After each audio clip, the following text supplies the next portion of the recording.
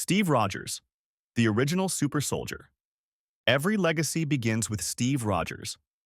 In Captain America Comics #1, 1941, the frail Brooklyn artist volunteers for Project Rebirth, the U.S. Army's first successful super soldier experiment.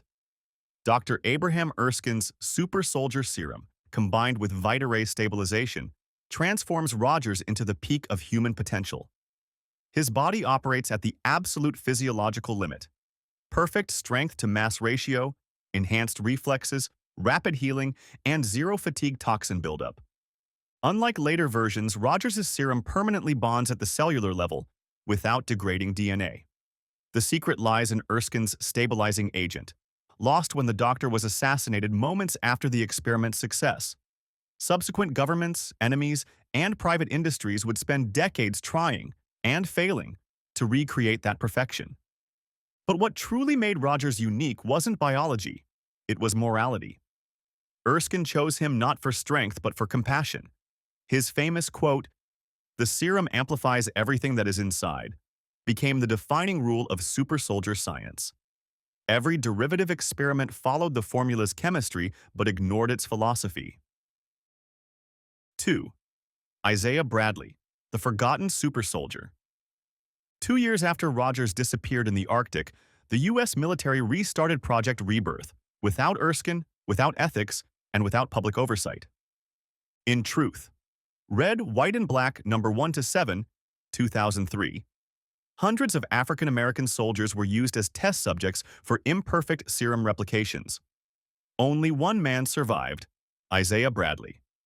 His formula lacked Vita-Ray stabilization, causing unstable hormone surges and neurological degradation. Bradley gained superhuman strength and endurance equal to Rogers, but suffered sterility and long-term cognitive decline. Nevertheless, he completed missions behind enemy lines, destroying Nazi facilities and rescuing concentration camp prisoners. Upon return, he was court-martialed and imprisoned for decades while the project was erased from records, a deliberate historical cleansing. Bradley's story parallels real-world unethical experiments like Tuskegee, grounding Marvel's mythology in social truth. His survival proved the serum's chemistry could be replicated, but it also proved the moral cost of doing so without conscience. 3. The Winter Soldier, Soviet perfection through control. When Captain America vanished, the Soviet Union sought its own symbol. Their answer came through the Winter Soldier program. Bucky Barnes, thought dead during World War II, was found frozen, missing an arm, and barely alive. In Captain America, Volume 5, Number 11, 2005, Russian scientists revived him using a derivative of the super-soldier serum synthesized from Dr. Joseph Finovich's notes, originally stolen from Hydra. This serum emphasized physical resilience and regeneration, but lacked neurological stability. Combined with cybernetic augmentation, a titanium arm, and neural conditioning, the Winter Soldier became the USSR's assassin for nearly 50 years. He aged slowly, healed rapidly, and could rival Rogers in combat, but every memory was rewritten between missions through electroshock reprogramming. His tragedy represents the serum's darkest potential, when enhancement becomes enslavement. Bucky's recovery under S.H.I.E.L.D. demonstrates that biology can be reversed, but morality must be relearned. 4. Emil Blonsky, the Abomination. Not all attempts came from idealism. Some came from ambition. In The Incredible Hulk #1, 1962, and later Hulk, Volume 2, Number 24, Soviet spy Emil Blonsky willingly exposed himself to a gamma-radiated super-soldier serum, a reconstruction of Erskine's formula blended with gamma energy used to study Bruce Banner's transformation. Instead of achieving controlled enhancement, Blonsky's cells mutated catastrophically, producing the Abomination, a creature twice Hulk's size, permanently transformed and retaining intellect but magnified aggression. The experiment proved that even partial molecular deviation could amplify power exponentially at the cost of humanity. Unlike Hulk, who mutates cyclically, Abomination's transformation is irreversible. He embodies the mathematical truth behind the serum. Uncontrolled energy yields chaos. 5. Nuke, Frank Simpson. Weapon 7 and psychological warfare. The next evolution of the Weapon Plus program didn't enhance muscles, it weaponized patriotism. Frank Simpson, codenamed Nuke, first appeared in Daredevil number 232, 1986, by Frank Miller. A Vietnam veteran chosen for Weapon 7, he received partial serum enhancement combined with cybernetic implants and adrenaline-regulating pills. Red to heighten aggression, white to stabilize, and blue to rest.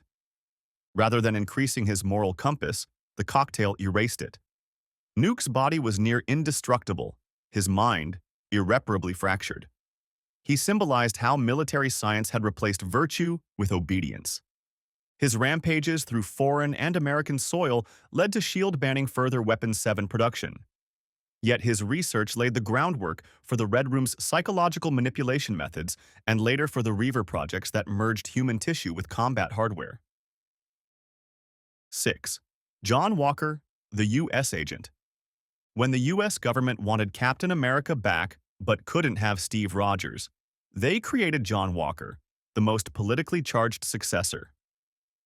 Introduced in Captain America number 323, 1986, Walker volunteered for the Power Broker program, a corporate offshoot that sold artificial strength to athletes and mercenaries using diluted Super-Soldier serum mixed with mutagenic hormones.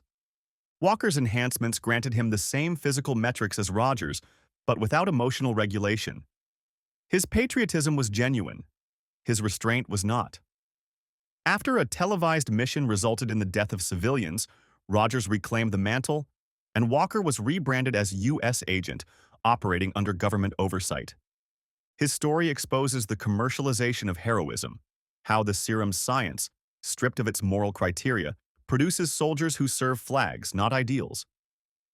Modern interpretations such as The Falcon and the Winter Soldier, 2021, explore his mental deterioration and eventual redemption, proving that the serum's most dangerous side effect isn't mutation, it's pride. 7. Logan, Weapon X. The final and arguably most significant super-soldier is not human perfection but mutation weaponized. Logan, better known as Wolverine. While often viewed as separate from Captain America's lineage, the Weapon X program, formerly Weapon 10, is the direct continuation of Erskine's research under the Weapon Plus umbrella. New X-Men number 128, 2002. Logan's regenerative healing factor made him the only viable subject for adamantium infusion, a process lethal to normal physiology. His skeleton was permanently bonded with indestructible metal, and his cellular regeneration elevated to near immortality. Unlike Rogers, whose serum elevated human potential, Weapon X erased humanity to create efficiency. Logan's mind was repeatedly wiped, memories rewritten, transforming him from soldier to living experiment. Yet his survival redefined the meaning of the super-soldier, a weapon that rebels against its creators. Across 80 years of comic history, these 7 super-soldiers define the scientific, moral, and philosophical spectrum of human enhancement. Every attempt to recreate Erskine's miracle exposed the same flaw. You cannot mass-produce morality. The serum enhances biology, but only character determines whether that power protects or destroys. From Steve Rogers' selflessness to Blonsky's arrogance, from Isaiah Bradley's erasure to Wolverine's endurance, the super-soldier legacy is less about muscle and more about meaning. If you enjoy deep-dive, fact-based explorations of Marvel history like this one, make sure to subscribe to Explained Comics and hit the notification bell so you never miss our next breakdown. Now tell me in the comments, which super-soldier project do you think went the farthest? Erskine's original or Weapon X's nightmare?